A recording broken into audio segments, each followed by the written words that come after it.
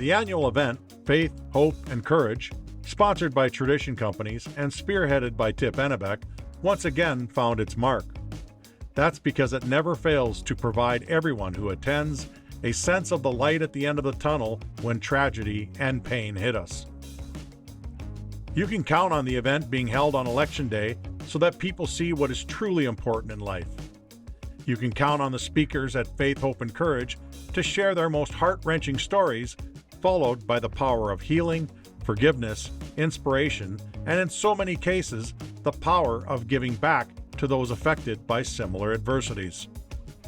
It seems very fitting that a familiar face was co-hosting this year, and I'm not talking about our friend and consistent MC from WCCO, Mike Max. I'm talking about six-time cancer survivor and frequent speaker Jack Taggart. He continues to fight and keeps bringing us new updates with hope.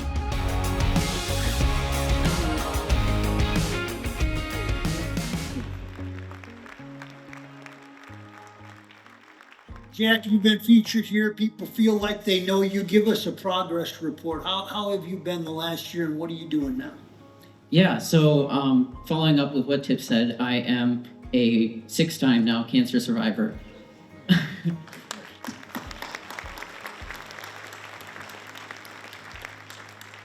I was originally diagnosed with leukemia in 2012 at the age of 8 years old. Since then, I've had multiple relapses, developed a secondary cancer. Just this last summer, I was informed that I had relapsed again. And with all of the local options being exhausted, had to look for clinical trials across the country. Ended up going to Philadelphia for a month over Christmas and January to have a CAR T-cell infusion. I just had my 9-month post-visit in September, which revealed no evidence of leukemia. And after the 1-year mark, I will be cancer-free in December. He does this while thriving at more things than most people would even attempt. So I'm actually a junior at the University of St. Thomas, planning a major in mechanical engineering and minors in biomedical engineering and materials science. So there's a lot going on there. I'm still working on what the goal with that is, but I want to be able to improve the lives of patients through biomedical engineering. So medical device manufacturing, prosthetics are two areas I'm sort of interested in. Mike Max is a pro at broadcasting, interviewing, and emceeing. And he thinks Jack will be a natural at co-hosting Faith, Hope, and Courage. Jack doesn't realize that he's built for this, and it's going to be real simple and real easy for him. But what I was telling him was, this is one of those experiences when you do something different, you stretch yourself, you leave your comfort zone. Nobody's left his comfort zone more than this guy. You're built for this, you're made for this. And so he'll do just fine, and he'll have another thing that he knows he can do in life. Jack's first introduction was Chris Kelessedis. Chris grew up in Germany, eventually moving to the U.S. at 9 years of age. His upbringing was challenging and filled with abuse and violence. He was raised by his sister and her husband and eventually chose the military after 9/11. After high school, I worked as a roughneck on oil rigs that led to bad friends, alcohol, and drugs. I was living on a sofa at a friend's apartment when he came out running of his room and turned the news on, and we saw buildings on fire collapsing in New York. It was 9/11 attacks. I took that as a sign and I decided to join the military and give something back to a country that took me in. He spent 15 years in the Army, seeing the ravages of war and a motorcycle accident that cut his military career short. After his military career ended and suffering from combat PTSD, he finally sought help through the Warriors Return program at every third Saturday. After talking with my VA mental health doctor, he had made the recommendation of Warriors Path, a program done at ETS, every third Saturday facility. I went on the internet and decided to get in contact with ETS. I emailed John, the program director. Not long after that email, he wanted to see me in person, and my journey to wellness began. Warriors Return is such an incredible program. It allowed me to become self-aware. That alone changed everything.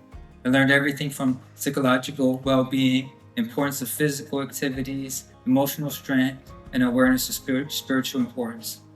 I learned so much that I left with an arsenal of weapons to help me fight any battle with any demon. Chris continues to give his wife credit for her strength as well. And, as so many before him at Faith, Hope, and Courage, finds a way to channel his healing to help others. My wife is very strong, and she remained very strong throughout my struggles. She stuck by me, and her strength gave me the strength. I grew up without parents, and every time I look at my kids, it's like my only goal is to be the best parent I can be for them, and boy, that's some motivation. After getting the help I needed, I was so grateful that I felt like I needed to give back. And so I decided to do everything I can to volunteer everywhere I can. I volunteer at my children's schools, I volunteer at my church. I'm a mentor for Minnesota Teen and Adult Challenge Group. I volunteer for my local police department as a reserve officer. The training for that starts next year. I'm very excited for that. And I'm just very grateful that I can be in a position where I can help others, and it continues to empower me, and it continues to remind me that I need to do better, not for myself, but for everybody around me as well. Sarah Kroenke has seen and experienced a lot of grief in her life due to the loss of loved ones. Much of that experience around grief has been as a compassionate leader in bereavement work over the last 3 decades. But it began with the tragic loss of people close to her when she was young. So when I was young, I experienced several significant deaths in my life, with the most significant being that of my mom when I was a teenager. And I remember all those years ago, the pain that lived inside of me and not really processing it in healthy ways, and wanting to act as though I was really strong and I wasn't impacted by it. And as time passed, those emotions eventually caught up with me and impacted my mental health. And I always knew that someday I wanted to do something to provide a place for people like Ella and her family and others, where they could just be with their feelings and feel like they have a place where they belong, with no judgment and compassionate quality care. And so I feel so honored to be able to hold space and provide those resources where people can be honest and be real about the pain and the trauma, but also be able to find some hope and some inspiration to carry forward. What came from Sarah's years of work as a grief counselor was the Grief Club of Minnesota, which provides the type of care that she wished she had during her time of loss as a teenager. The services that we provide at the Grief Club are individual counseling and family counseling. We provide many types of different support groups depending on the type of death that people are experiencing. We do a lot of camps and special events, community education, and all of the services are provided by licensed mental health counselors, and all at no cost to the clients that we have the privilege of serving. This is the very support that so many need, including Ella Motzko. Hers and her family's lives changed on July 24th, 2021, when her brother Mac and boyfriend Sam Schuneman died in a tragic car accident at the hands of a drunk driver. It doesn't get easier, but the Grief Club has helped in many ways. As time passes, you think that things get easier, but it really doesn't. It just changes, and you gain tools and perspective that helps you get through each day. But even over 3 years now really just feels like taking things one day at a time. My work with the Grief Club of Minnesota has absolutely been what has gotten me to where I am through this healing journey that I have been in and will be in forever. As Ella moves forward with her life, she gains comfort in the Grief Club for what it has provided her. The greatest struggle for me over the past year and a half has been really connecting with my grief, and in turn connecting with myself. Transitioning into physician assistant school has been a very significant change in my healing journey, surrounded by new people and tasked with responsibilities that often feel really overwhelming. The Grief Club remains my safe space, grounding me in the love for those I've lost and the deep emotions that are really central to who I am. This love and grief guide the person and the type of provider that I want to be for my patients, influencing how I connect with them and how I cherish my loved ones here on earth. To say the Grief Club of Minnesota has been an essential part of my continuously changing grief journey is an understatement. They have provided a space in my life that is focused on my grief and healing, and one I always look forward to come back to. They have helped me create tools to process pain in meaningful and healthy ways. They've guided me in finding how grief will always live with me, as my love for Mac and Sam always reserve a space in my heart. Like so many young and impressionable people looking for a way to connect with others while also dealing with the pressures of being a teenager and young adult, Sol Ryan walked a path that took him to the edge. I grew up in Northwest Wisconsin, small town kid, right? Very humble beginnings. Remember going to an outhouse when I was, 4 or 5 years old. And, I had a good childhood and grew up with loving parents and, but I grew up in the middle of nowhere in Northwest Wisconsin. And so, I played sports. I was, decent in school. But then I started, experimenting with alcohol in my teens. And then in my late teens, that's really when I started to really suffer the consequences. And, it was my freshman year of college. And then through my 20s, I was always that guy that had potential. I was that, Sol has so much potential, but I could never put things together. I continued on a downward spiral with more pain and consequences. By my 29th birthday, I ended up back living at my parents' house, and I was emotionally, spiritually, physically, and financially bankrupt. I'll never forget this conversation. My dad says, Sol, we love you. You need help. We found a place for you to go. It's called the retreat. We suggest you go there. We'll help you get there. And at that point in my life, that was not an idea that I wanted to do. But quite frankly, it was less scary to choose to do that than to continue doing what I was doing. And so, for that feeling of complete hopelessness at that moment, I'm actually grateful because that led me to accepting help. A recovery center was what Sol needed, and although he went there for his addiction to drugs and alcohol, he came out with even more than he could have imagined.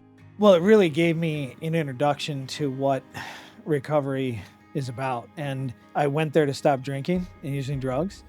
And the reality is that I found a path to a life that I always wanted to live, but I didn't know how to do it. And so connecting to this community that really so graciously just shared their experience and gave me their own personal journeys that allowed me to then have the hope and inspiration that maybe if I started to just do some of that maybe I could have that too. Like so many speakers at Faith, Hope, and Courage, not only was there recovery, but a purpose to help others who are going through the same things in life. I had no idea that I was going to be getting into this field. So shortly after I left the sober house, I was asked to manage one of them, and then I joined the retreat team full-time, worked there for 12 years, and then had the tremendous opportunity to join the River Place team a couple years ago. And, for me, I was looking for a career, but what I found was a mission. And now I realize just how fortunate I am to be able to, make a living doing something that truly, embodies my own journey, but also fills my heart. Sol eventually took his recovery and love of hockey to another level after a pickup game. He tied them together for a great purpose. And I remember after a game one time, we were sitting around and we were having a meal, and we started talking about, how isn't there a sober skate in Minnesota? I mean, it's the land of 10,000 treatment centers. It's the state of recovery. It's the state of hockey. How isn't there a sober skate, right? And I said, guys, I think I can put some work time to this. And so Doug Anderson, Ryan Kenoy, and I, we founded Recovery Community Hockey. And we got sponsors together to pay for the ice time. And we created this weekly pickup skate for men and women in the recovery community to come and play hockey. And yes, is it about hockey? Yeah, we love hockey. but it's really about community and connection. This has led to recovery nights with the Minnesota Wild, where groups of like-minded people would get together for a meeting and then enjoy the NHL game afterwards. It has been such a great success that it has extended across the National Hockey League. Sol knows that the first step is tough, but just as he did, if you take that step, there are so many rewards that follow. Living proof that no matter how dark the journey, no matter how far gone you think you are, there's always a way forward. Recovery isn't just about putting down a drink or a drug, it's about rebuilding. One step at a time, one connection at a time. Robert Owens is a man that has faced things in life head on. From early in life, he saw adversity and eventually learned to turn that around and conquer the things in life that people said he could not do. I was an adopted kid, and I was an adopted kid out of a hospital that put me in a baby orphanage. Recently, just in the last year, I found out who my parents were and my siblings. At 72 years old, like, oh, that's nice to know. Robert frequently mentions his mother as having been a big driving force in his life. She didn't care that I had bad legs and bad feet. And my mom was a PE major out of UCLA with her master's out of Wellesley in Boston, so she was a jock. And she had a plan for this disabled little kid, So she grabbed me and she became my best friend. The challenges of his upbringing, issues with self-worth, 2 instances of sexual abuse, and brushes with the law were sending him down the wrong path. But the steadfast support of his mother, along with the encouragement from teachers and coaches, allowed him to embrace his faith and turn his life around. I didn't learn to run unaided until 6th grade. And so that messed with my head in elementary school, being told that you were a mistake, or that you're a loser, or you play by yourself when everybody else is playing together. You're hitting the tether ball around by yourself, And so I started off with snakes in my head, poor self-worth, issues. So I had a childhood that was painful. But the part that is there is that people spoke life into me when I didn't deserve it. They said, you're a good kid, you're gonna make it, you're smart, you're gifted, while I'm getting straight Fs, while I'm getting in trouble, kicked out of class. Principal wanted to expel me from the school. And people began to speak life into me, my mom and the teachers and the counselors that would hold me through junior high, because I want to please them. Didn't want to do school, but I wanted to please who was kind to me. Robert went on to serve in the U.S. Air Force and as a Special Operations pararescueman, being a leader and airborne combat paramedic. The deal was that with those snakes in my head, I didn't believe that I had special ops in me. I thought I was a loser. I mean, I could do stuff, but not at that level. But the power of words and the power of speaking faith, they weren't Christian guys, but they said, we believe in you. And I said, if you believe in me, I'll go because you believe in me, not because I believe in me. So I went in. And sure enough, class of 150, I was made #1 in the class. He went on to claim many victories in life with the fortitude developed from overcoming adversity and building on the wins in his life. So in the first Ironman, I do my military service. They tell me to get out. They had budget cuts. 20% of all of our units had to get out of the military. I said, okay, what am I do? Got out, went to theology school, long story. But I read this magazine article on this thing called the Ironman. And the Ironman was in year 3. Year 3 was year 3. The 15 guys the year before showed up, 8 made it. I read it, people said, what do you think? And I said, I can do that. And they said, don't get cocky. I said, I understand. You haven't been where I've been because I have wins in my life. You see, daily wins will change you. I had daily losses growing up. But once you start stacking up wins, you're eating, you're thinking, you're sleeping, your decisions, when the wins start stacking up, you have momentum. Robert went on to rack more wins, completing his first Ironman triathlon in 1980 and has continued to compete in endurance events for over 4 decades. He has completed 12 Ironman triathlons, 20 marathons, and numerous other challenges, including Navy SEAL training at the age of 66 and running 238 miles across Greece in 8 days. Today he trains Air Force Special Ops servicemen and speaks about his life of faith and the power that encouragement can have. Faith, hope, and courage once again has given us the gift of other people's life experience, allowing us to be a force for good in our own lives and communities. Don't let it go.